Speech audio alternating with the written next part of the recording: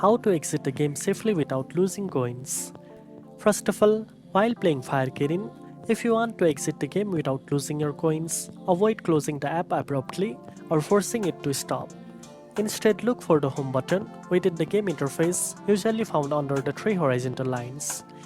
Once you find it, tap on it. This option allows you to safely leave the game and ensure that your current coins and progress are saved properly. Always make sure your internet connection is stable before exiting, so your game progress, including coins, is synced with the server. Avoid exiting during coin transaction or bonus collection to prevent losing coins.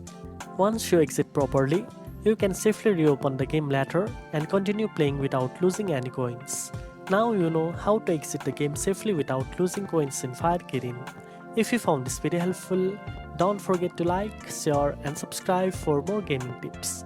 Thanks for watching and I'll see you in the next one.